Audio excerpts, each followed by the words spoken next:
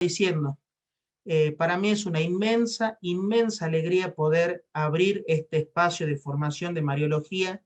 Hace muchos meses que estamos trabajando y agradezco de corazón al queridísimo padre Jorge Hidalgo, que es compatriota nuestro, es de la Argentina, es de la provincia de La Pampa, eh, tiene la gracia de haber nacido el día de la primera aparición de la Virgen de Fátima, mariólogo, un gran sacerdote y sobre todo un alma entregada al servicio. Le agradezco de corazón al Padre este generosísimo servicio que nos hace Mater Fátima. Le doy la más calurosa bienvenida en nombre del Padre Héctor Ramírez, en nombre de la Academia Inmaculado Corazón de María, de Juan José y de este servidor que llevamos adelante esto y de todo el equipo. Y le agradecemos de corazón todas las enseñanzas. A los hermanos que van a recibir este curso, les quiero decir algunas particularidades. El padre después va a profundizar evidentemente en esto. Entonces, el padre después va a profundizar los aspectos relativos a este curso. Este curso tiene un examen final, como yo les había adelantado. El padre después les va a explicar cómo es ese examen final. Y bueno, más que nada vamos a formarnos para conocer más a nuestra madre y para poder darla a conocer. Recordemos que la participación en el Zoom es muy importante y que después, a los 2 días de haber dado la clase va a estar subida al canal de YouTube de Mater Fátima Formación, donde van a poder volverla a ver y demás. Y esta clase va a ser cada 15 días, los miércoles a las 7 de la tarde, hora México, 21 horas, hora Argentina. Queridísimo padre, lo dejo, le doy el espacio que usted necesita para poder dar la clase. Muchísimas gracias. Con una oración a Nuestra Señora, encomendándole esto, si es para mayor gloria de Dios y el bien de las almas. Del Padre, del Hijo y del Espíritu Santo. Amén. Amén. Dios te salve María, llena eres de gracia, el Señor es contigo, bendita tú eres entre todas las mujeres, y bendito es el fruto de tu vientre, Jesús. Santa María, Madre de Dios, Madre de Dios, ruega por nosotros pecadores, ahora y en la hora de nuestra muerte. Amén. Ave María Purísima, sin pecado concebida. En el nombre del Padre, del Hijo y del Espíritu Santo. Amén. Bueno, vamos a ver si podemos proyectar esta pequeña presentación. A ver si se puede. ¿Se ve ahí? ¿Alguno que me diga si se ve ahí? Sí, padre. Sí, padre. Sí, padre. Sí. Bueno, muy bien. Sí. Muy bien. Se ve. Bueno, perfecto. Vamos a ver entonces este pequeño curso acerca de Mariología. Cuando nosotros, en realidad, la teología es una ciencia una ciencia única. Pero podemos, evidentemente, la teología estudia a Dios y a todas las cosas en Dios. Y evidentemente estudiar a Dios y todas las cosas en Dios, aparte del mismo Dios, que puede ser estudiado bajo distintos aspectos, también hay que estudiar a Nuestra Señora, a la Santísima Virgen. Entonces, cuando la teología estudia a la Santísima Virgen, la llamamos con este nombre Mariología. En esta primera exposición vamos a hablar acerca de la Virgen Santísima en el Antiguo Testamento. O sea, qué es lo que cómo Dios ha preparado el misterio de la Santísima Virgen a lo largo de los siglos. Primero les voy a mostrar acá una especie de esquema general acerca de qué es lo que vamos a ver acerca de la Virgen. Bueno, una introducción, que es esto que estamos haciendo, un poquito. María Santísima en el Antiguo Testamento, esto es lo que vamos a desarrollar hoy. En la segunda clase, Dios mediante, vamos a desarrollar la predestinación de la Virgen, o sea, cuál es la misión sobrenatural que Dios le encomendó a Nuestra Señora, como Dios la pensó, digamos, a lo largo de los siglos, desde antes de los siglos incluso. Su Inmaculada Concepción, es decir, cómo Nuestra Señora está libre de pecado, tanto original como personal, está llena de gracia, argumento. Estas dos, predestinación e Inmaculada Concepción, van a formar parte de la segunda clase, Dios mediante, de Mariología. Luego vamos a ver la maternidad divina, que es la raíz de todos los privilegios con la cual Dios nuestro Señor adornó a la Santísima Virgen. En cuarto lugar vamos a ver la virginidad perpetua de Nuestra Señora. Después vamos a ver la corredención mariana, un tema muy importante. Este privilegio todavía no ha sido declarado dogma de fe, pero vamos a ver que hay muchísimos argumentos, tanto escriturísticos como de la tradición, como teológicos, para que nosotros podamos afirmar esto. Luego vamos a ver la asunción de la Santísima Virgen en cuerpo y alma al cielo. Y por último, la verdadera devoción a Nuestra Señora. Más o menos lo que vamos a ver.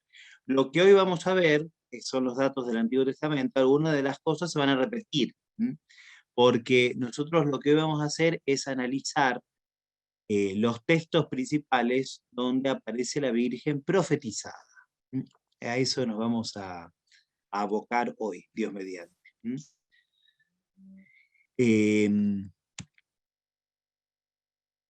Bueno, primero, antes que nada, tenemos que decir esta frase muy conocida de San Bernardo, que seguro ustedes la deben conocer, que dice, atribuido a San Bernardo, habría que buscarla bien en sus escritos, yo no la he encontrado todavía, pero bueno, todos los santos dicen que es de San Bernardo, por ejemplo, San Luis María Guiñón de Montfort. Dice, de María nunquam satis, es decir, nunca hablaremos lo suficiente acerca de María Santísima. Pero claro, esta frase puede llegar a dar lugar a algún equívoco, ¿no? Y esto es lo que nosotros debemos evitar, un equívoco. Es decir, ¿cuál es el equívoco? Atribuirle a la Santísima Virgen cosas que en realidad no le corresponden a Nuestra Señora, ¿sí? Y como hace San Luis María, al inicio de su tratado La verdadera devoción, donde exalta la grandeza de Dios, y pone a las criaturas en su justo lugar, y también a la Virgen, bueno, también nosotros tenemos que hacer esto, al inicio de este pequeño tratado acerca de Nuestra Señora. ¿Qué cosa entonces nosotros no podemos decir de la Virgen? Primero vamos a decir qué cosa no podemos decir, y después vamos a decir qué debemos decir acerca de ella. Lo primero que no tenemos que decir de la Virgen es que la Virgen sea Dios, porque evidentemente la Virgen no es Dios. Dios es el único ser por sí mismo. La teología dice que Dios es un ser, un ens a se, o sea, un ente por sí mismo. En cambio nosotros somos ab alio, es decir, por otro. Y esto que decimos de todas las criaturas, insisto, lo decimos también acerca de Nuestra Señora. Por lo tanto, la Virgen no es Dios. Y esto conviene decirlo de entrada, ¿no? O sea que esa frase de San Bernardo, muy usada en la Mariología de María nunquam satis, nunca hablaremos bastante de la Virgen, hay que decir, pero María no es Dios. En segundo lugar, no podemos afirmar acerca de Nuestra Señora que María Santísima se salve sola, ¿sí? O sea, el único redentor de la humanidad es nuestro Señor Jesucristo. El único que da la gracia es Dios uno y trino, la Santísima Trinidad, que es el único Dios. Entonces esto también nosotros tenemos que afirmarlo de entrada, ¿sí? Nosotros no decimos, no ponemos al lado a Jesús y a la Virgen, no, porque el único redentor es Jesucristo, que es Dios y hombre verdadero, cuyas acciones son, como enseña la cristología, son teándricas, es decir, de Dios y hombre. De Dios y hombre. Por eso no tenemos que decir que María se salva también por Jesucristo. ¿Sí? Y en tercer lugar, lo que la Iglesia ha enseñado también acerca de Nuestra Señora, que la Virgen no es sacerdote, en el sentido que Nuestra Señora no tiene el orden sacerdotal. No tiene el orden sacerdotal. El orden sacerdotal lo tiene Jesucristo. Y Jesucristo se lo ha dado a los apóstoles, por voluntad de Dios, por voluntad de Él, lo mismo, digamos, ¿no? De voluntad de Él, de la Santísima Trinidad. Y no se lo ha dado a la Virgen. Pero acá ha habido un exceso en algunos autores, incluso en algunos santos, en algunos poetas también famosos, ¿no? En donde dice que ni la Santísima Virgen puede hacer lo que un sacerdote. Por ejemplo, estoy pensando en una poesía famosa de un escritor argentino que se llama Hugo Guas, que es muy bueno Hugo Guas. Pero esto es una exageración, ¿sí? Ya vamos a ver en su momento que es cierto que la Virgen no tiene el carácter sacerdotal, ¿sí? Pero la Virgen tiene algo más importante que el carácter sacerdotal. Pero bueno, solamente ahora lo dejo planteado, y después, en su momento, Dios mediante, cuando sea el tiempo de aclararlo, voy a decir por qué la maternidad divina, como dije al recién, es la raíz de todos los privilegios de Nuestra Señora, por qué la maternidad divina es más importante que el sacerdocio, no que el sacerdocio de Cristo, ojo, no que el sacerdocio de Cristo, pero sí que el sacerdocio participado que tenemos los que somos sus ministros, indignamente, ¿no? O sea, lo que tienen los obispos, los sacerdotes, los diáconos, ¿sí? Pero bueno, eso por ahora lo dejo así planteado y ya se verá más adelante. Santo Tomás dice esta frase en la Suma de Teología, ahí tienen la cita, que es la mayor obra de teología escrita en todos los tiempos. Santo Tomás dice así: la bienaventurada Virgen, por ser la Madre de Dios, tiene una cierta dignidad infinita. Y a esto se refiere San Bernardo en esta famosa frase, cuando decimos de María nunca satis, es decir, nunca se hablará bastante acerca de la Santísima Virgen. Tiene una cierta dignidad infinita. En esta cuestión, Santo Tomás se pregunta si Dios puede hacer algo mejor de lo que hizo. La respuesta es que sí. Dios siempre puede hacer algo mejor que lo que hizo. Porque Dios es infinito y nosotros, nuestras perfecciones son limitadas. Pero cuando se presenta en esta, lo dice acá, ad 4, que significa a la cuarta objeción, ¿sí? Dice, la humanidad de Jesucristo, un alma en el cielo y la bienaventurada Virgen, por ser la Madre de Dios, tienen una cierta dignidad infinita. Y entonces, en relación a ellos, Dios no puede hacer algo mejor. Dios no puede hacer algo mejor. De Cristo, que un alma en el cielo, un alma bienaventurada en el cielo, viéndolo de Él en la gloria, y que la Santísima Virgen. Y concluye diciendo, Dios no puede hacer algo mejor porque nada es más grande que Dios. Evidentemente, ¿no? Por eso, a esto se refiere San Bernardo cuando dice que nunca hablaremos bastante acerca de Nuestra Señora. El cardenal Cayetano, un famoso escritor de la tradición, ¿no? El mayor comentarista de Santo Tomás, comentando Santo Tomás en esa cita que dice por ahí, dice que la Santísima Virgen ha sido elevada hasta los confines de la divinidad. Es decir, Dios ha exaltado tanto a Nuestra Señora que nosotros ni siquiera podemos entender todo lo que Dios le ha dado a ella. No lo podemos entender. Está más allá de nuestra comprensión. Esto es lo que quiere decir San Bernardo cuando nosotros decimos de María nunquam satis. Nunca hablaremos lo suficiente acerca de Nuestra Señora. Hecha esta introducción general acerca de la Virgen, vamos a ver a Nuestra Señora en el Antiguo Testamento, como hemos dicho. tenemos que tomar los textos bíblicos en dos sentidos distintos. Esto es una base de escritura, un poco para que uno entienda lo que vamos a decir. El sentido puede ser literal o figurado. El sentido figurado también se puede llamar sentido tipológico, sentido espiritual, pero el sentido literal. El sentido literal es lo que expresa la palabra. Jesús, por ejemplo, Moisés levantó el bastón, se abrieron las aguas y el pueblo pasó por el mar rojo seco. Bueno, eso es lo que quiere decir el texto, el sentido literal. Y el sentido espiritual es cómo uno puede entender eso en base a toda la revelación junta, y cómo eso es imagen, una profecía viviente, digamos así, de otra realidad distinta. Esa otra realidad distinta siempre se refiere a Jesucristo, porque toda la Biblia es palabra de Dios, y Cristo es la palabra de Dios. Jesús mismo dice, lean a Moisés, él habló de mí, ¿no?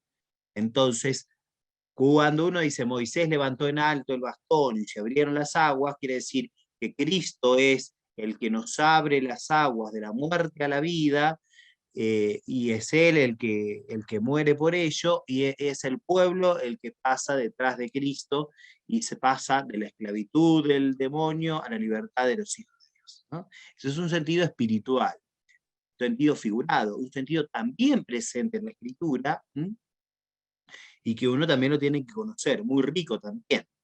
Pero todo lo que Dios dice en sentido espiritual o en sentido tipológico, lo dice en algún otro lugar en sentido literal. Porque si no, uno agarraría la Biblia y leería cualquier cosa, digamos, ¿no? ¿Qué parámetro tendríamos, ¿no? Todo el sentido de la Sagrada Escritura se funda sobre el sentido literal, como dice Santo Tomás, ¿sí? Entonces, esto es muy importante. Por eso, nosotros, ante todo, vamos a hablar del sentido literal, ¿sí? También voy a hacer referencia, al final de la exposición, al sentido llamado figurado. Pero, y algunas cosas, insisto, muy ricas y que nos hacen muy bien al alma. Pero ante todo voy a hablar del sentido literal.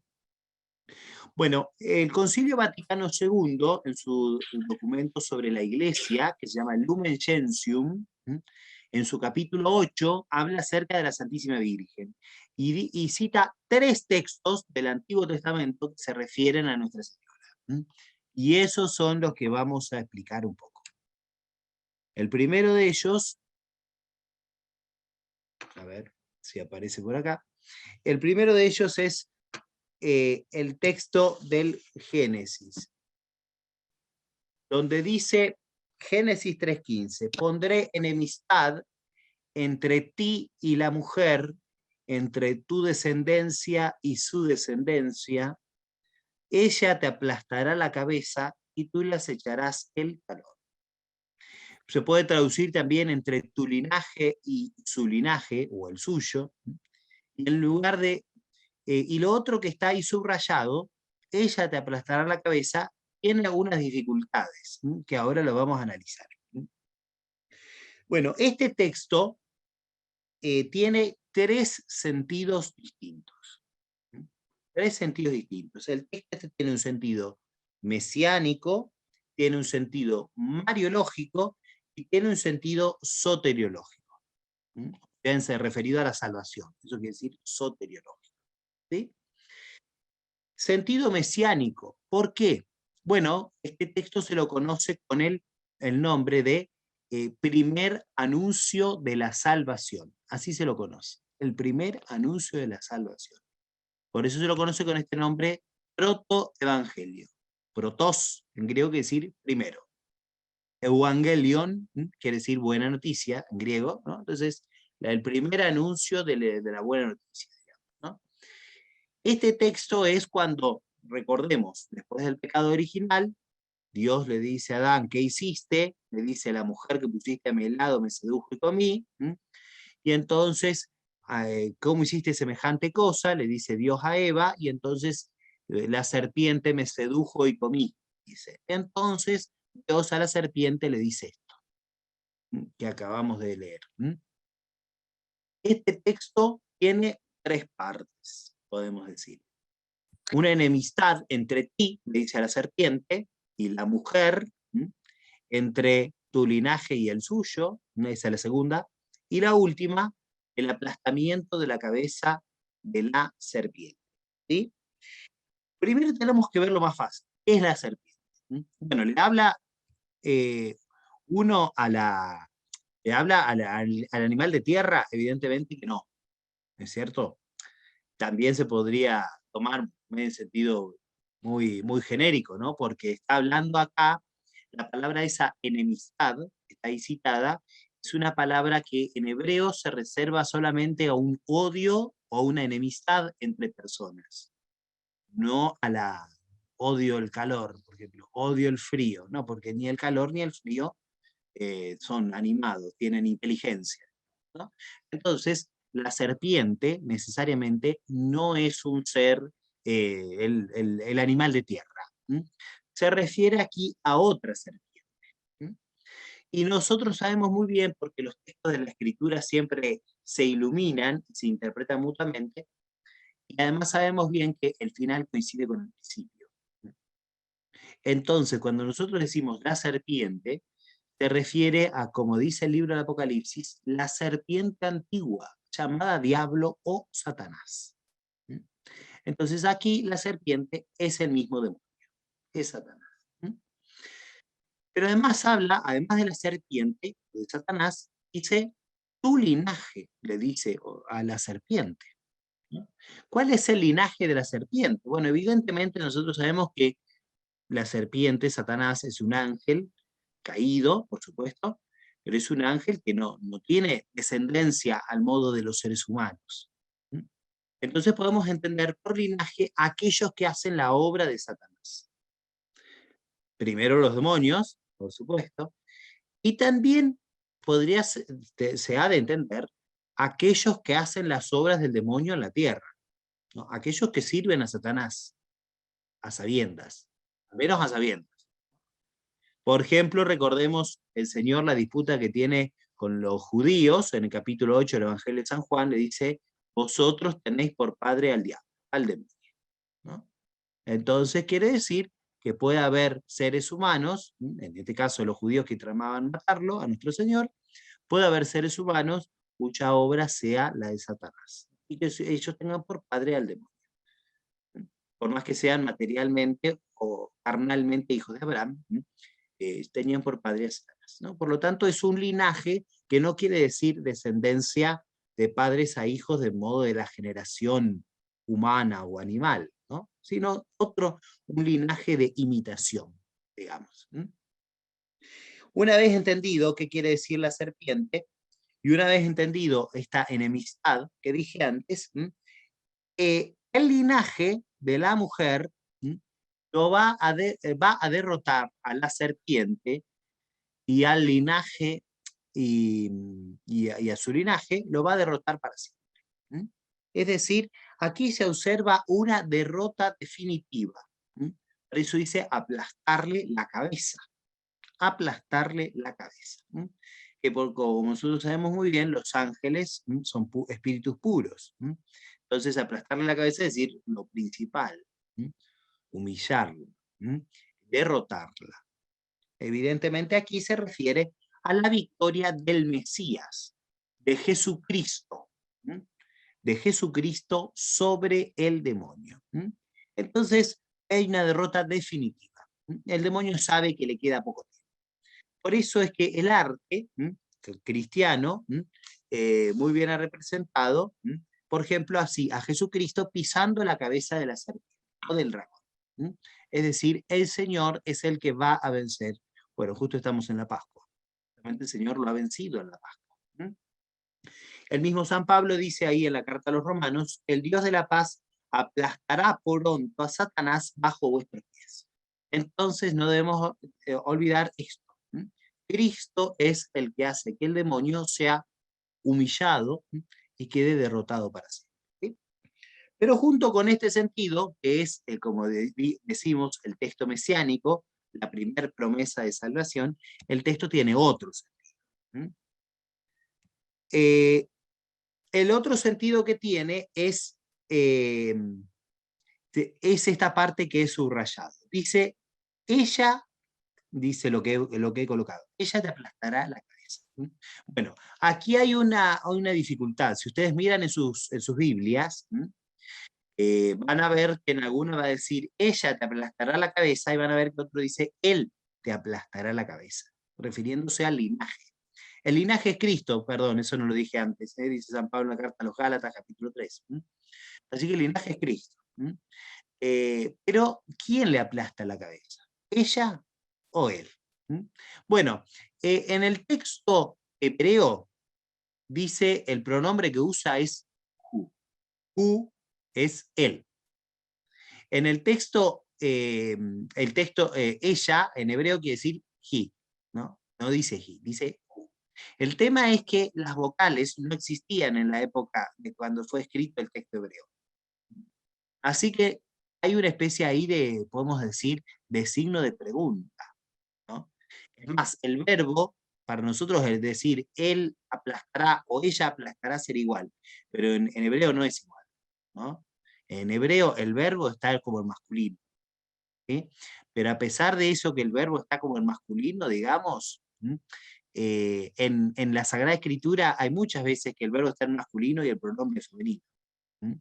Así que eso tampoco nos dice nada, ¿sí?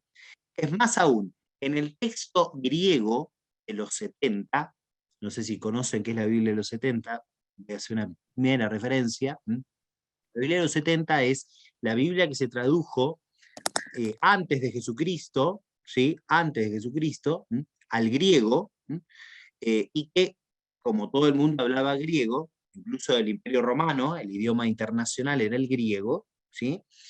Entonces es la Biblia que usaban todos, ¿no?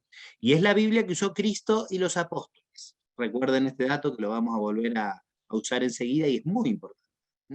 Bueno, la Biblia griega de los 70 dice autos. Autos se refiere a él. Si fuera ella sería aute, ¿no? Entonces, nuevamente, acá parece que dijera él te aplastará la cabeza, ¿no? Pero, junto con eso, esto que apoyan estos dos textos, digamos, el masorético, el hebreo, con las vocales, y el texto griego de los 70, que apoya más bien el decir él, refiriéndose a Jesucristo te aplastará la cabeza, ¿no? El texto latino es ese que está ahí apuesto ahí abajo. Inimicitias ponam, pondré enemistad, inter te mulierem, entre ti y la mujer, et semen tum et semen ilius, entre tu descendencia y la suya, ipsa conteret caput. Ella, ipsa conteret caput, ¿no? Si no diría ipse, él. Ipsa conteret caput, y tú insidiaveris calcaño es. Tú le insidiarás el talón. Entonces acá, San Jerónimo, que es el que tradujo la Vulgata, que es la Vulgata se llamaba la Vulgar, digamos, la edición latina que usaban todos, porque recuerden, en el siglo IV ya se dejó de usar el latín, entonces era, o antes incluso, entonces era un problema para los latinos cómo leían el texto, ¿no?, de la Biblia. San Jerónimo tradujo la Biblia entera al latín, y él la tradujo de los textos originales. Y se cree que San Jerónimo tenía otros textos hebreos que no tenemos nosotros. Por lo tanto, de hecho los masoréticos destruyeron los textos. Por lo tanto, es posible que el texto dijera ipsa, o sea, ella te aplastará la cabeza. Por eso es que nosotros tenemos ahí, por ejemplo, la imagen de la medalla milagrosa, pero podemos poner otras advocaciones de Nuestra Señora. Tenemos a la Virgen pisándole la cabeza a la serpiente, ¿sí?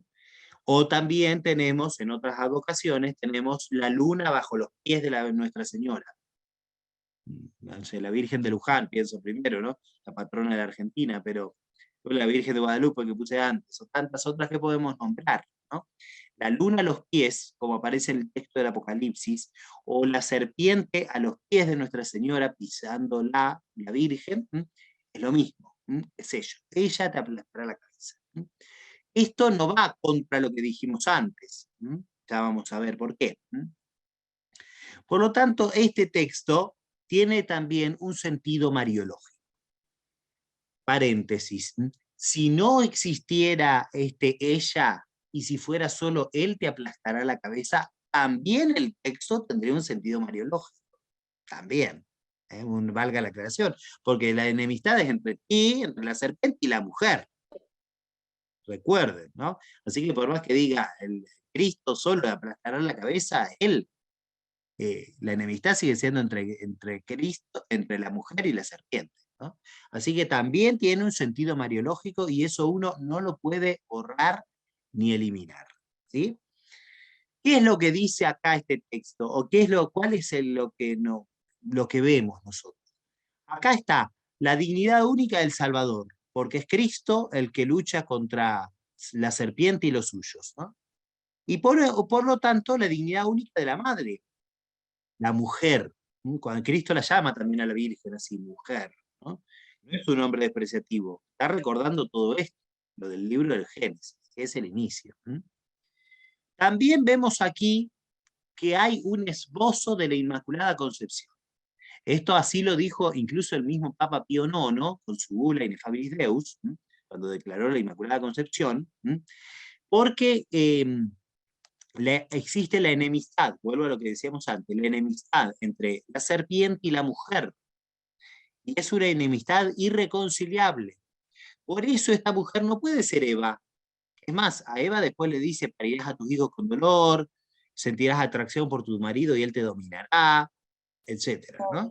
Y Adán le dice, ganarás el trabajo con el sudor de tu frente, que volverás al polvo donde fuiste sacado porque polvo eres y al polvo volverás, etcétera. O sea, no hay ningún elogio ni para Adán ni para Eva en el capítulo 3 del Génesis, ¿no? Entonces, esa mujer no es Eva. Es más, ustedes busquen todos los textos de la Escritura donde aparece Eva, y Eva nunca aparece reivindicada por alguien, al contrario. Porque primero pecó Eva y después Adán, dice San Pablo, ¿no? Por ejemplo, ¿no? Y así otros textos de la Escritura, ¿no? No seáis engañadas como Eva, le dice en otro texto San Pablo. Entonces, Eva nunca aparece enaltecida. Entonces, esta mujer no es Eva. Es más, aparece un odio, insisto, una enemistad irreconciliable entre la serpiente y la mujer. Eva acababa de hacerle caso a la serpiente. Entonces, ¿qué enemistad hay entre Eva y la serpiente? Entonces esta mujer no es Eva, esta mujer es otra. Es una mujer que no tiene nada que ver con la serpiente ni con sus obras. Por eso decimos aquí que está esbozada la Inmaculada Concepción de Nuestra Señora. En tercer lugar, se esboza la virginidad perpetua de la Virgen. ¿Por qué? Porque se habla solamente del linaje y de la mujer. Y uno dice, ¿y por qué no habla del padre? Es que no tiene padre, justamente. Claro que esto, digamos, está oculto, ¿no? No está así, no es tan fácil para descubrirlo, digamos, ¿no? Pero solamente se habla de la mujer y de su linaje. Por lo tanto, aquí se insinúa la virginidad perpetua. En cuarto lugar, podemos ver que incluso se deja ver la asunción de la Santísima Virgen. ¿Por qué? Porque recién he citado que la muerte es consecuencia del pecado original. Y recién dijimos que esta mujer no tiene nada que ver con las obras del demonio, ni tampoco con el dolor, por eso ella da a luz virginalmente, virginidad perpetua, y ni tampoco con el dolor al dar a luz los hijos, ni tampoco tiene que ver con la muerte, porque la muerte es pena del pecado. Entonces ella no tiene nada que ver con la serpiente, ni con las consecuencias de las obras de la serpiente. Por lo tanto, aquí se observa que su cuerpo está incorrupto. Ha sido llevado a la gloria. Se puede concluir fácilmente eso.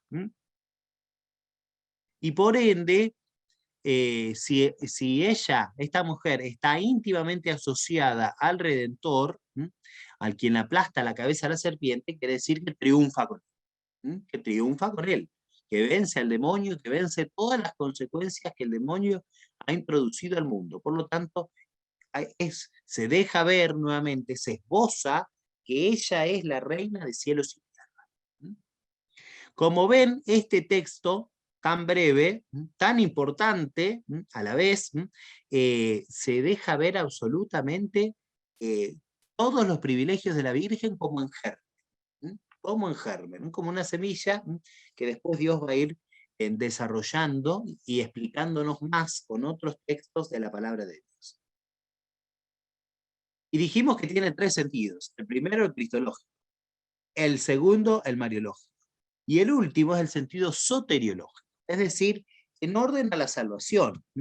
El plan de salvación es Cristo que pisotea a la serpiente, que gana a la serpiente, pero también es Nuestra Señora que vence a la serpiente, ¿no?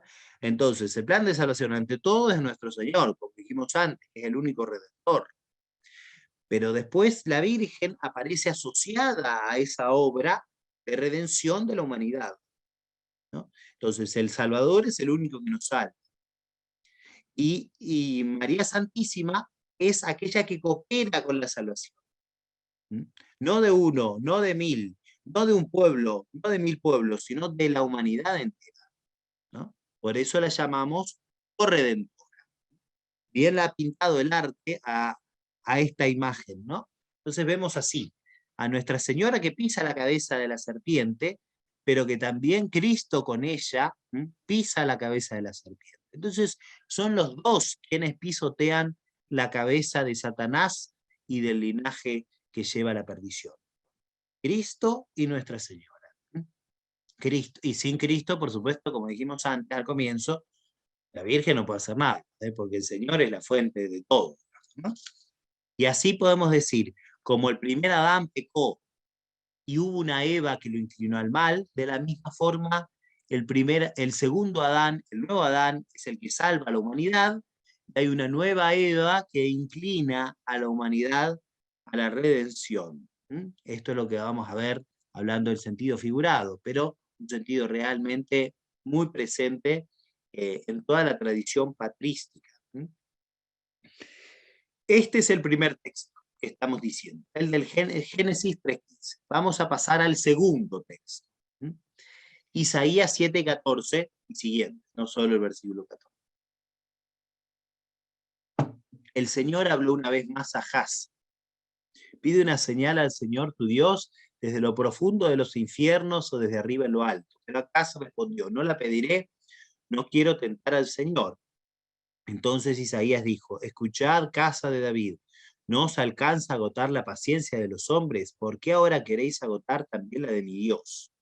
Por ello el Señor mismo os enviará una señal, esta. La Virgen concebirá y dará a luz un hijo a quien llamará Emmanuel. Bueno, hasta ahí el texto. Isaías 7:14 es la parte más importante. La Virgen concebirá y dará a luz un hijo. Lo otro creo que comienza desde el versículo 10. Bueno, ¿cuál es el contexto de este texto para entenderlo bien? ¿Qué quiere decir en general el texto? Bueno, la casa de David, que reinaba en el reino del sur, llamado Judá, el rey se llamaba Acaz, el rey estaba en un grave aprieto, porque el rey del norte, que ya se habían separado de las tribus, del reino del norte, llamado de Israel, que tenía su capital en Samaria, quería aliarse con Siria en contra de Babilonia. Pero Babilonia, evidentemente, tenía una potencia, ¿no? Y de hecho después se los conquistó a todos, menos a Israel. Entonces, Acaz quiere hacer una jugada política, dice, yo no me puedo aliar con Samaria y con Asiria, porque va a venir los babilonios y nos van a destruir a todos, ¿no? Entonces, va Isaías a decir, pide una señal para que veas que esto que Dios te va a asistir. Y entonces acá parece que en realidad no quiere tentar a Dios, como dice ahí el texto, ¿no? En realidad acá se está desobedeciendo a lo que Dios le dice. Dios le pide una señal, que él pide una señal. Y como acá no pide nada, entonces Isaías mismo de parte de Dios le da un signo o una señal. Y la señal es eso, la Virgen concebirá y dará a luz. Este texto, evidentemente, es muy importante, todo lo conocemos. Por ejemplo, por el Evangelio de San Mateo. cuando el Evangelio de San Mateo enuncia la concepción de nuestro Señor, dice, esto se cumplió para que se cumpliera lo que el profeta dice, cita Isaías. ¿Sí? Y después dice que San José la recibió como esposa a la Virgen. Y también San Lucas, cuando el ángel se le aparece a la Virgen Santísima, en la Anunciación le dice, el Señor Dios le dará el trono de David su padre, reinará sobre la casa de Jacob para siempre, su reino no tendrá fin. Fíjense que Isaías ahí se refiere a la casa de David, del texto. No se refiere solo a casa, esto es importante, ahora lo vamos a decir. Por lo tanto, el texto, estamos diciendo, no se refiere al rey Ezequías y a su madre. Esta es la interpretación, digamos, modernista, que quieren vaciar de contenido la palabra de Dios y que usan algunos exégetas, ¿no? Diciendo, bueno, al hijo que se refiere, la señal que le va a dar es el hijo de Acaz, o sea, Ezequías, que fue un rey bastante bueno, digamos, pero no fue ninguna señal, digamos, ¿no? Y la madre de Ezequías sería la madre de Ezequías sería la esposa de Acaz, ¿no? Entonces uno diría, esto no es así, no es así. Ya vamos a ver que en realidad es una señal mucho más extendida. Es una señal dada, un signo, una señal dada, como se llama, en perspectiva profética. ¿Qué quiere decir eso? Perspectiva profética. Los profetas anuncian el futuro, pero a veces anuncian un futuro inmediato y a veces un futuro lejano.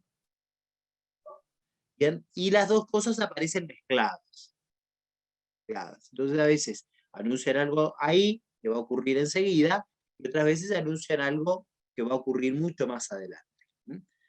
Solamente muy pocos profetas distinguen eso. Por ejemplo, el profeta Daniel. Cuando habla de los signos escatológicos del final de los tiempos, Dios le dice, sella el libro y que quede el libro cerrado hasta el final de los tiempos. Y tú vete a descansar con tus padres. Es decir, le dice a Daniel que iba a morir antes. O sea que no lo iba a ver la generación de Daniel. Pero si no, en general, ocurren las profecías en perspectiva profética. Es decir, mezclándose el futuro inmediato, que quizás muchos lo vivían, con un futuro muy lejano, como en este caso, el anuncio de la salvación a través de el Hijo concebido por la Virgen. Bueno, acá tenemos, bueno, ese es un icono, que se ve a Nuestra Señora, como todos los, Isaías también está ahí, todos los profetas o las figuras del Antiguo Testamento la ven a ella como el centro, ¿no? Y todas la anuncian de alguna forma. ¿Cómo se interpreta entonces? Ya dijimos cómo no se interpreta. No se refiere a Ezequiel y a su madre. ¿Cómo se tiene que interpretar este texto? Bueno, la primera discusión es la palabra esta virgen. ¿Por qué? En hebreo no dice la palabra betulá. Betulá quiere decir virginidad o virgen. Entonces, de acá se agarran algunos para decir, bueno, ven, esto no se refiere a María como virgen, está mal traducido, dicen así, ¿no? Entonces María no es virgen, es una simple doncella, traducen doncella, porque la palabra que usa es esta, jalmá, que quiere decir doncella. Entonces dice, bueno, ven, el texto dice doncella y no dice virgen. Entonces, como es una doncella, María no es virgen. Este es uno de los graves errores, evidentemente protestantes, que hoy están muy en boga. Pero este error cae por su mismo peso, porque todas las veces que se usa en la Sagrada Escritura la palabra jalmá, todas las veces, 8 veces que se usa, todas se usan en sentido de virginidad. Todas, absolutamente todas, 8 veces. Por lo tanto, decir que esta palabra en hebreo niega la virginidad de Nuestra Señora, evidentemente es no conocer la Escritura. Tampoco dice esta otra palabra, Isha quiere decir mujer. Mujer podría dejar entender está desposada, que tiene un esposo, y que por ende no es virgen. Bueno, tampoco dice Isha. Bueno, Isha es lo que le dice Adán a Eva, ¿no? Como en hebreo se dice Ish, el varón, entonces se llamará Isha, le dice, se llamará mujer, porque ha sido sacada del hombre. Bueno, esa palabra Isha no se usa tampoco en este texto del Isaías 7:14. Y además de esto tenemos el texto famoso, muy conocido de la traducción de los 70, que dije que iba a volver a este tema. En la traducción de los 70, los traductores, que eran judíos, ¿no?, antes de que naciera Cristo, traducen por al-Jalmá, traducen parcenos. Parcenos quiere decir virgen. Mujer virgen. No ponen, por ejemplo, neanías, que sería doncella, o jovencito, jovencito, jovencita. No ponen esa, o neanie, no ponen eso. Ponen simplemente parcenos, es decir, virgen. O sea, ya la concepción que tenían los judíos antes del nacimiento del Redentor era que esta mujer iba a ser virgen. Por lo tanto, esta versión de Isaías 7:14, de la Biblia de los 70, es la que pone San Mateo en el texto que citamos antes, Mateo 1, 22, 23. La Virgen concebirá y dará a luz un hijo y le pondrá por nombre Manuel. Dice G. Parcenos, ¿no? Porque cita al texto de los 70 de Isaías 7:14, ¿sí? Por eso tan importante es esta versión griega de los 70. Y así como dice Isaías, según la versión griega, como dice también el texto de Hebreos, si uno lo entiende bien, así como lo cita San Mateo, así también lo interpretan unánimemente los padres de la Iglesia a este texto de Isaías 7:14. Unánimemente. Esto es muy importante, ¿no? ¿Quiénes son los padres? Para que se entienda un poquito lo que estamos diciendo. Los padres de la Iglesia son los primeros discípulos que tuvieron los apóstoles, que van más o menos desde San Ignacio de Antioquía, San Clemente de Roma, San Policarpo, o la Didache, o la epístola de San Bernabé, etc., hasta la muerte de San Juan Damasceno en Oriente y la muerte de San Isidoro de Sevilla en Occidente. ¿Sí? Siglo VII, siglo VIII. Todos estos son los padres de la Iglesia. Algunos son muy conocidos por nosotros, San Agustín, San Jerónimo, que recién hicimos referencia. Y otros más, muchísimos, no podemos ahondar en ello. Solamente decir que cuando la interpretación de los padres, ¿no?, es unánime sobre un tema, el tema está zanjado y no hay lugar a discusión. No hay lugar a discusión. Podemos decir, es una especie de regla de la fe que nosotros no podemos cambiar.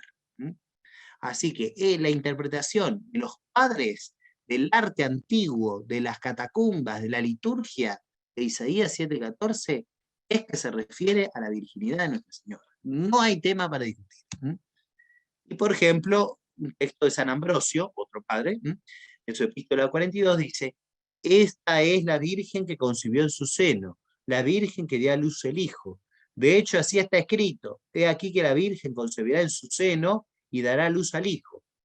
No dijo solamente que la Virgen habría de concebir, sino también que la Virgen habría de dar a luz.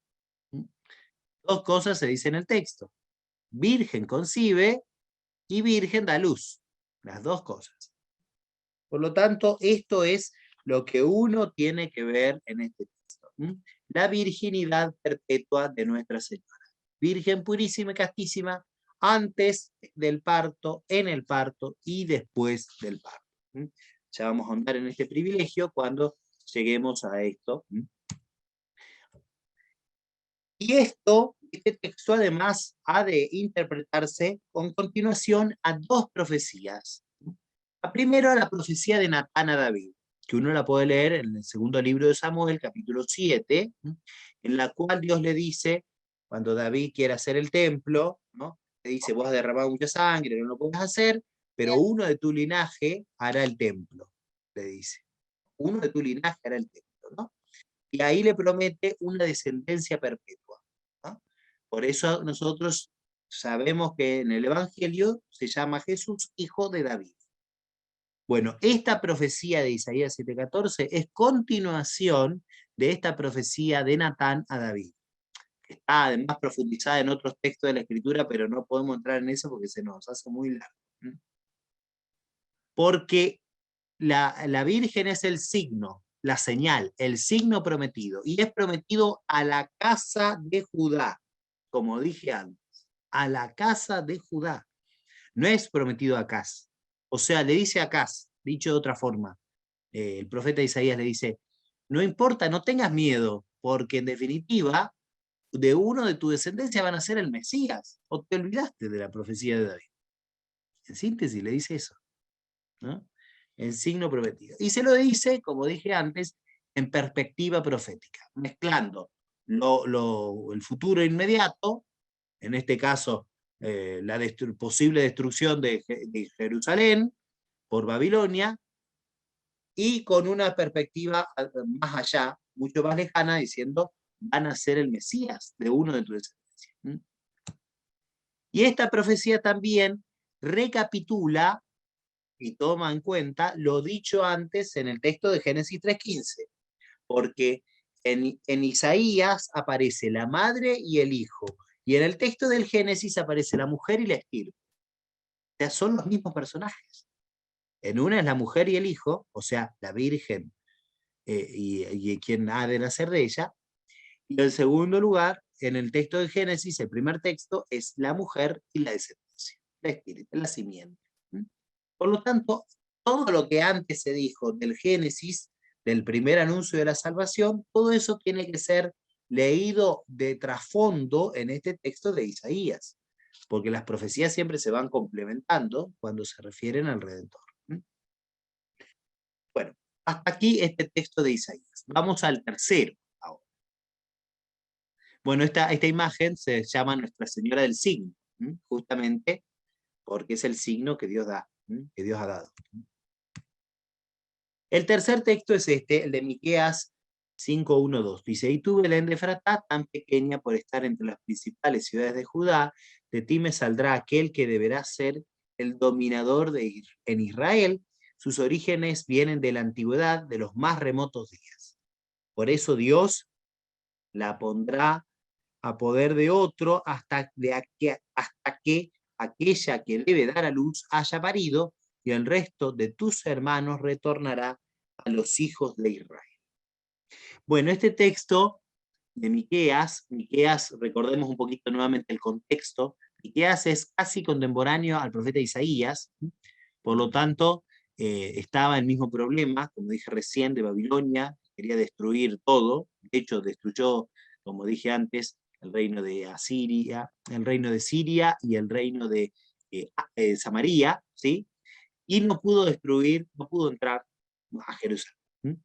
Pero bueno, este es el contexto, ¿no? Esta profecía es citada, como ustedes recordarán, cuando los magos de Oriente van a ver van a buscar al rey de Israel que acaba de nacer, y van a la corte de Herodes. Y entonces los escribas le citan este texto. Eso está en San Marcos, ¿no? También se deja entender en Juan 7, 41-42, cuando se discuten los judíos acerca de si Jesús era el Mesías. Y entonces dice, ¿no dice la Escritura que el Mesías nacerá en Belén, donde es la ciudad de David? Entonces hace referencia a Miqueas 5. Y es posible que también se haga una referencia a ello en ese otro texto de Lucas 2, 4-7, en donde es el nacimiento del Redentor, narrado por San Lucas, en donde dice, la mujer envolvió a su hijo primogénito en pañales y lo recostó en un pesebre porque no había lugar para ellos en el árbol, ¿no? Ese texto es muy posible que tenga una reminiscencia a este de Miqueas. Por lo tanto, nuevamente decimos, acá hay una interpretación de la misma Sagrada Escritura de este texto. Entonces tampoco nosotros no tenemos lugar a decir, bueno, no sabemos cómo se interpreta. Este texto recapitula al de Isaías 7:14 y por lo tanto al de Génesis 3:15, como dijimos antes. O sea, lo vuelve a traer, ¿no? Y lo supone como en la base para interpretar auténticamente esta profecía. Lo que nos aclara este texto de Miqueas es el lugar y la genealogía davídica del Mesías. Por eso decía yo que en Isaías 7:14 se cita 2 Samuel 7, ¿no? Es decir, se habla de la descendencia, del lugar, de la genealogía del Mesías, ¿no? ¿Y de dónde ha de nacer? A una precisión, en Belén, como nació allí David. Nuevamente está en perspectiva profética, porque habla de un retorno, ¿no? Poder de otro, ¿no es cierto? Habla de una especie de sometimiento de Israel, pero vuelve a hacer alusión al Mesías, ¿no? Hasta que aquella que debe dar a luz haya parido, ¿no? Entonces se habla de la invasión. Babilonia no capturó el reino del sur, el reino de Judá, sí lo va a hacer el reino siguiente, que es el reino de Asiria, pero el reino volverá, y Dios no se va a olvidar de su promesa, y habla del resto de los hermanos que ha de retornar. O sea, habla de, me animo a decir esto, ¿no? La conversión de los judíos, ya de los tiempos, ¿no? Va a ocurrir. Por eso se da en perspectiva profética. Algo reciente o algo más cercano, la invasión, el destierro, algo posterior, el nacimiento del Redentor, donde en Belén de Efratá, y por último, algo final, la unidad de los hijos dispersos por el pecado, como dice la Escritura. Pero acá hay un problemita con un texto, ese que está subrayado ahí en Miqueas, donde dice de los más remotos días. Algunas versiones traducen desde tiempo inmemorial, sobre todo la traducción griega de los 70, y otra versión, sobre todo la de San Jerónimo, la de la Vulgata, traduce desde los días eternos. Por lo tanto, aquí hay una... ¿cómo se tiene que interpretar esto? Bueno, la primera parte dice que el Mesías es hijo de David, o sea que es verdadero hombre. Pero si nosotros nos atenemos a que la segunda parte dice, o se dice de los días eternos, está diciendo de que el Mesías es Dios. Eso está diciendo, ¿no? Porque el Mesías no viene de ahora.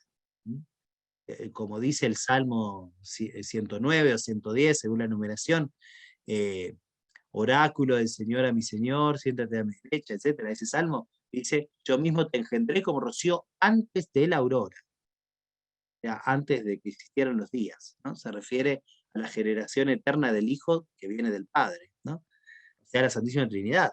Entonces, eso pues lo que puede llegar a dar a entender.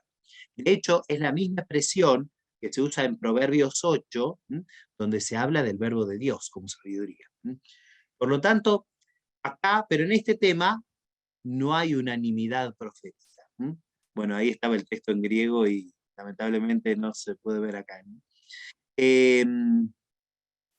Acá están las dos versiones, en griego, ¿no? Y en latín.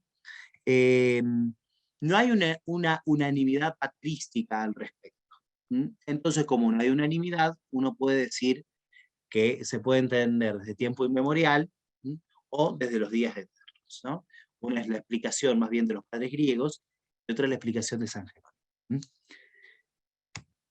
Bueno, hasta aquí lo que hemos dicho acerca de la Sagrada Escritura en sentido literal. En sentido, sí, el sentido literal de la Escritura. Está para ir concluyendo, mucho más rápido de lo que hicimos antes, porque nos corre el tiempo, las figuras bíblicas, ¿no? Es decir, esas profecías vivientes que también nos hablan de Nuestra Señora. Personajes bíblicos. ¿Cuáles son los personajes bíblicos?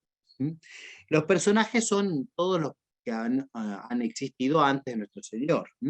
Bueno, todos esos personajes, sobre todo las mujeres, muchas veces son una figura de Nuestra Señora. Especialmente, que hablamos recién, Eva. Eva se llama madre de los vivientes, pero ya nos engendró con el pecado original, con inclinación al pecado personal, con el dolor, la muerte incluso, ¿no? Entonces, más que madre de los vivientes, es madre de los que han de morir. María Santísima es la verdadera madre de los vivientes. Vivientes era un nombre que en la antigüedad se reservaba a los cristianos, porque saben para quién viven, porque viven por la gracia de Dios, porque viven por la caridad. Entonces María es la nueva Eva. Y el nudo que Eva lo ató, María Santísima lo desató. Así dice San Ireneo de León, que explota esta imagen de María como nueva Eva. Le saca una virtualidad increíble. De hecho, San Pablo de San Pablo es la comparación entre Adán y Cristo. Entonces podemos decir Cristo es el nuevo Adán.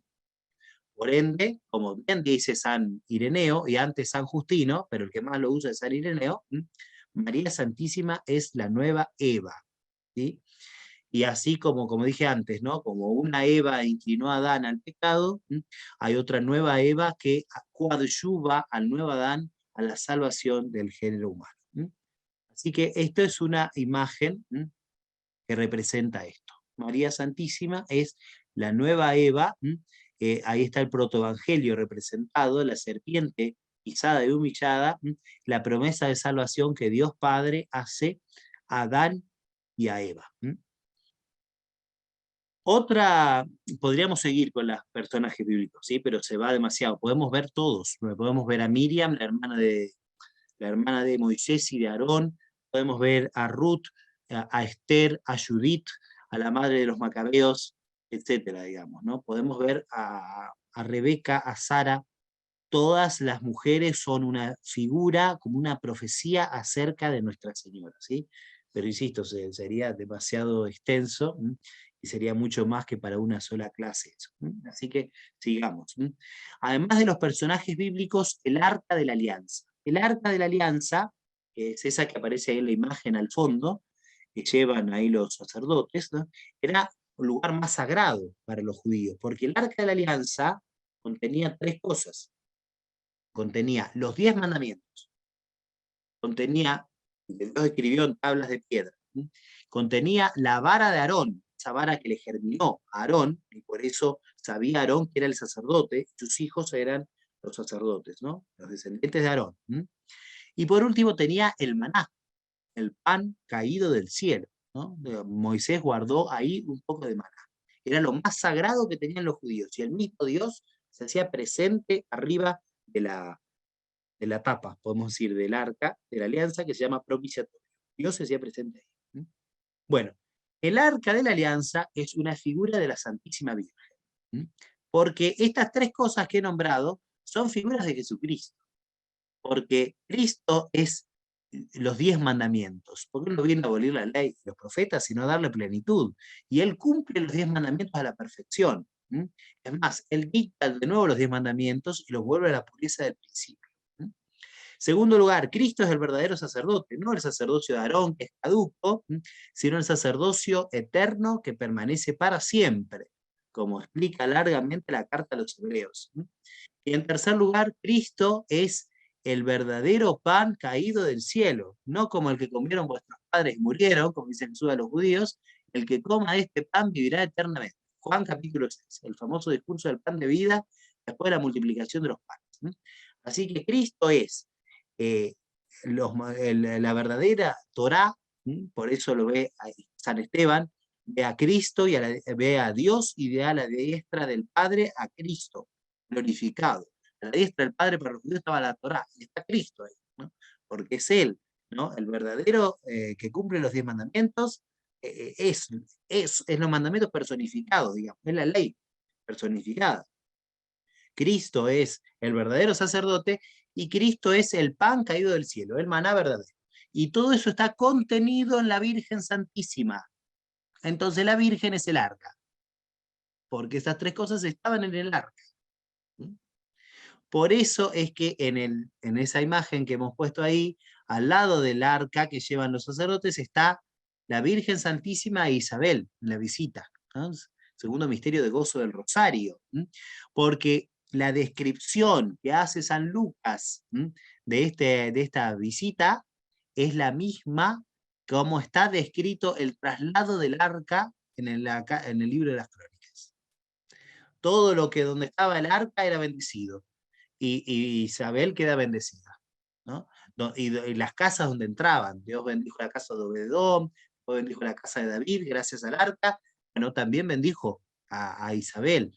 De hecho, salta de gozo, queda llena del Espíritu Santo, el niño queda santificado en el seno, San Juan Bautista, ¿no? Y Zacarías después va a recuperar el arca. Todo por el arca de la alianza viviente, que es Nuestra Señora, que ha ido a visitar, como antes el arca visitaba, ¿no? Ha ido a visitar a Isabel.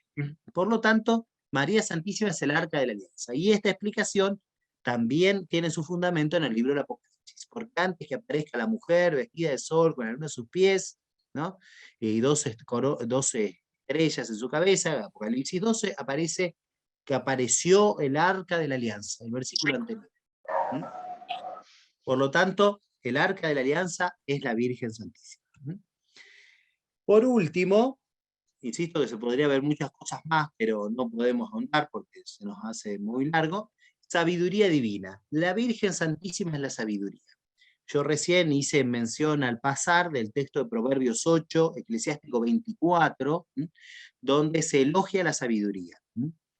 La sabiduría tiene en la escritura una polisemia, un sentido muy amplio. La sabiduría es el mismo Dios. La sabiduría es un atributo de Dios. La sabiduría es una personificación distinta, distinta del Padre, podemos decir. Que la escritura o los padres se lo aplican a Jesucristo como verbo de Dios. La sabiduría además es la Virgen, secundariamente, como dice un gran teólogo argentino, el padre Julio Membiel. La sabiduría además es la prudencia, la sabiduría también es el arte. Todos estos conceptos de sabiduría que no se pueden dar son los que están presentes en los libros que se llaman Sapiencia, los libros de la sabiduría, ¿no?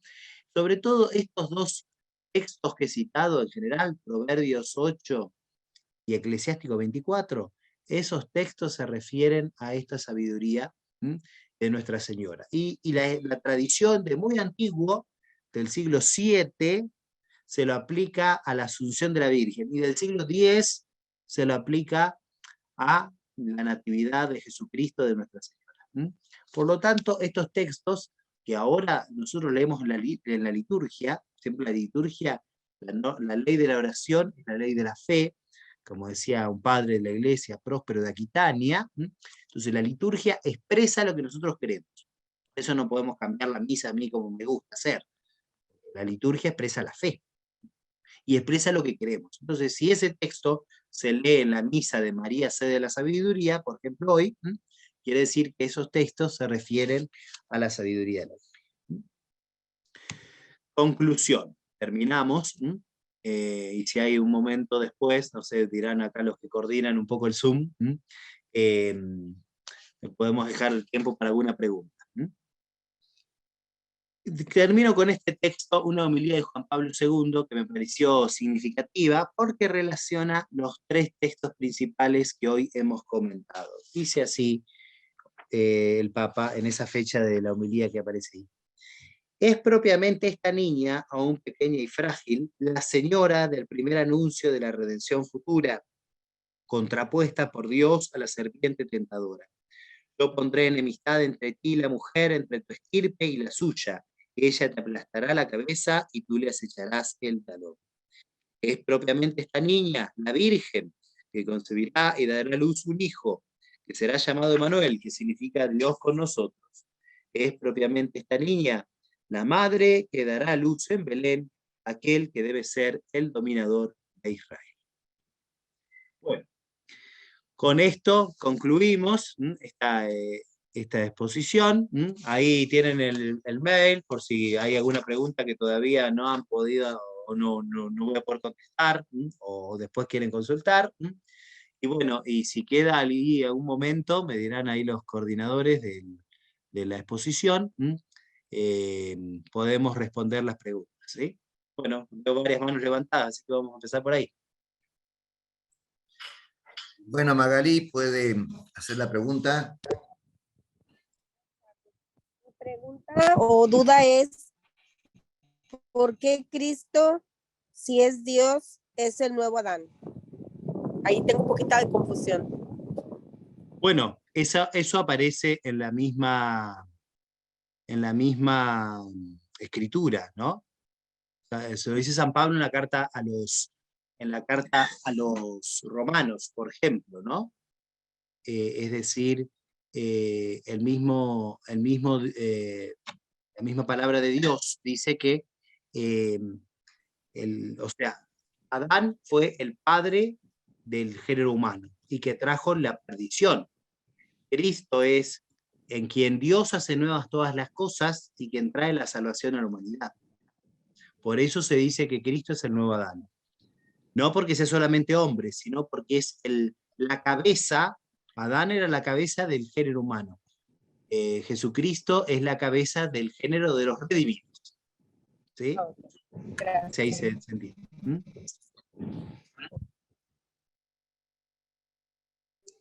Buenas noches, ¿Otra padre. pregunta? Sí, muy amable. Padre, pues yo lo felicito y agradezco mucho toda la sabiduría que nos ha otorgado esta noche. También me gustó mucho su plática y todo el contexto de este primer tema. Y también solamente la única duda que tengo es al final, me estaba anotando la humildad del Santo Padre Juan Pablo II, si pudiese hacerme el favor de pasarme la otra diapositiva donde pueda ver la fecha de la homilía para poder escucharla. Le agradezco. Sí, ahí está. Sería todo. Muchas Bueno. gracias por su sabiduría y seguiremos en contacto con usted para seguir aprendiendo de esto que es un gran tema, un tema en el cual todos los católicos debemos de contemplar y profundizar en nuestra fe. Gracias, Padre. Bueno, un gusto. Bueno, Buenas tardes, padre. Buenas Muchas tardes. gracias por su exposición. Yo tengo una duda. Sí. En la parte de Génesis que nos mostró usted el pedazo, dice, y tú le acecharás el talón, refiriéndose a la Virgen, a la serpiente. ¿Podría explicarme esa parte? Bueno, sí. San Luis María Griñón de Montfort dice que eso se refiere a los esclavos de la Santísima Virgen. Tienen que poner en el último lugar, en el más humilde, en el más insignificante, pero en definitiva, Dios a través de la humildad y a través de lo que no cuenta, va a dar la victoria al cuerpo místico de Cristo, es la Iglesia. ¿Sí? Así que así lo interpreta San Luis María Griñón de Montfort. ¿Mm? Gracias, padre. Eduardo. Buenas noches, padre. Buenas noches. Mi pregunta sería, ¿cuál sería la descendencia de la Virgen María? Bueno, el linaje de la Virgen es Jesucristo. ¿Sí? Es lo que dice, San Pablo mismo lo dice, su descendencia, o sea, Cristo. Gálatas 3. Sí, sí, es Cristo. Okay, muchas gracias. Es Cristo. Gracias. Araceli. Buenas noches, gracias. Padre, referente al sacerdocio supremo de nuestro Señor Jesucristo y en referencia al hermano de Moisés, ¿en dónde encaja ahí Melquisedec, en el cual en la liturgia se hace mucha referencia? Bueno, la aparición de Melquisedec, cito de memoria, así que podría haber algún equívoco. Está en Génesis 14, cuando Abraham le ofrece el diezmo de todo, ¿sí? Y entonces Melquisedec ofrece a Dios pan y vino, y dice que es el sacerdote de Dios el Altísimo. Aparece ahí y desaparece. Quien ahonda en la imagen de Melquisedec, está citado en el Salmo 109 hacia el pasar, y quien ahonda es la carta a los Hebreos capítulo 7. ¿Sí? Dice que el sacerdocio de Jesucristo se parece al de Melquisedec, no al sacerdocio de Aarón y de sus hijos, porque dice el sacerdocio de Aarón es caduco porque se transmite de padres a hijos, ¿sí? Y es por eso mismo obsoleto. ¿Sí? En cambio, el sacerdocio de Jesucristo es como el de Melquisedec, que permanece para siempre. ¿Sí? Para siempre. Bien, gracias, Padre. Dios le bendiga. Ili. Igualmente. Hola, padre, buenas noches, ¿cómo está? Buenas noches. Mi duda es más, bueno, llegué un poquito tarde a la plática, no sé si se mencionó. Le comentaba a una prima hace rato, que fue la que me invitó a la plática, que hace días yo estaba con la inquietud sobre la Asunción, o no sé cómo Asunción creo se le menciona, ¿no? De cómo fue, si la Virgen murió y ascendió en cuerpo y alma, o no murió y vino Jesús por ella. Siempre he tenido como es más una curiosidad que tengo respecto como a la muerte y vida terrenal, también podría decirse de la Virgen María, porque de ella ya ve que se menciona muy poco en el Nuevo Testamento. Ahorita pues usted mencionó más cosas en el Antiguo Testamento que se menciona acerca de ella que yo desconocía, la verdad. Pero sí es como más mi curiosidad que tengo acerca de ella, de cómo fue que se fue de este mundo. Bueno, mire, eso lo vamos a ver cuando hablemos de la Asunción, ¿sí? Sí le puedo decir que el dato más fehaciente de la tradición de la Iglesia es la dormición. Así rapidito nomás, ¿no? La dormición, que dormición quiere decir la muerte.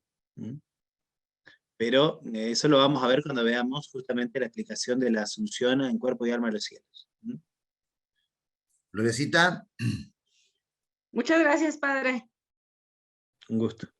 Santa noche, padre. Buenas noches a todos desde Duitama, Boyacá, Colombia.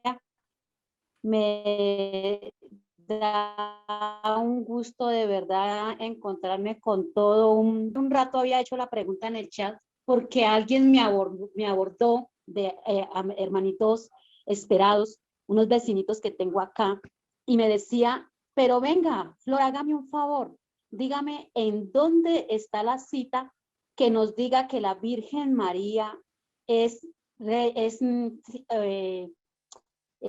sin pecado original. También le tenía la duda de la asunción de la Santísima Virgen María, pero bueno, entonces esperamos. Pero padre, eso sí es una cosa que siempre todos los hermanos separados, esperados, siempre nos atacan a nosotros. A ver, muéstreme en dónde es que dice que la Virgen es inmaculada, que la Virgen es virgen, que la Virgen es sin pecado original. Y la verdad, pues uno como que se siente impotente para dar esas respuestas para ellos, ¿no? Pues gloria a Dios porque me tiene acá el Señor, porque sé que me tiene para cosas grandes y poder defender a la mamita María que nos ha dado tanto, tanto, tanto, ante todo la salvación de nuestros pecados, porque si no hubiera sido por ella, pues el Señor no hubiera venido al mundo.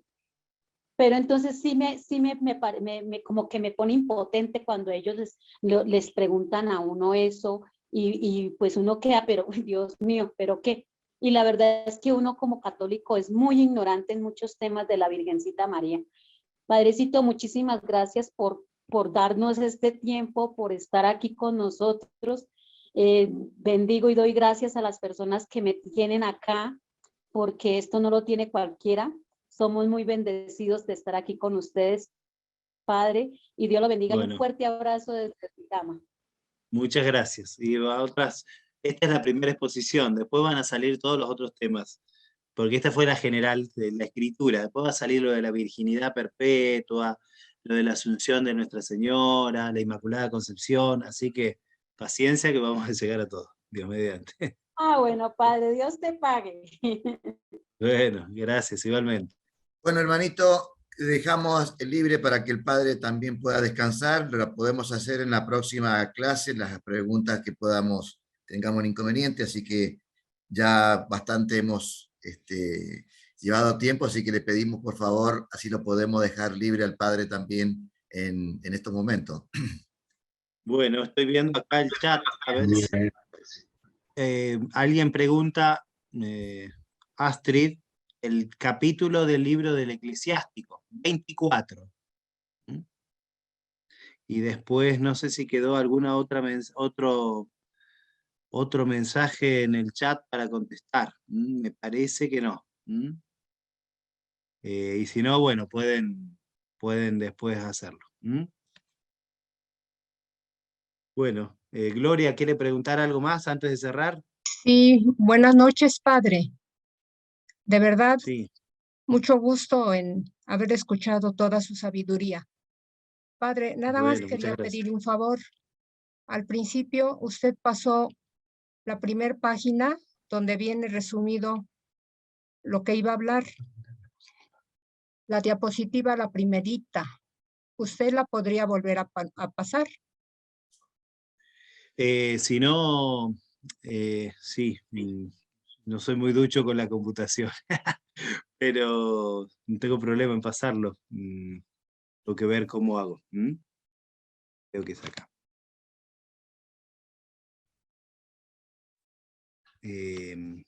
Igual son los temas que vamos a ir viendo, ¿sí? Ahí están. Eso, entiendo que es eso lo que quiere ver. Bueno, concluimos entonces, dejamos ahí por si alguien quiere copiar los temas que van a ser desarrollados, y hagamos una oración, ¿sí? Para cerrar. En el nombre del Padre, del Hijo, del Espíritu Santo. Amén. Dios te salve María, llena eres de gracia, el Señor es contigo. Bendita tú eres entre todas las mujeres, y bendito es el fruto de tu vientre, Jesús. Santa María, Madre de Dios, ruega por nosotros pecadores, ahora y en la hora de nuestra muerte. Amén. Ave María Purísima. Sin pecado. El Señor esté con vosotros. Y con tu espíritu. La bendición de Dios Todopoderoso, Padre, Hijo y Espíritu Santo, descienda sobre vosotros y permanezca para siempre.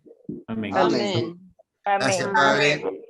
Muy bien. Gracias, padre. Buenas noches. Padre. Buenas noches a todos. Buenas noches, Dios gracias. bendiga. Padre.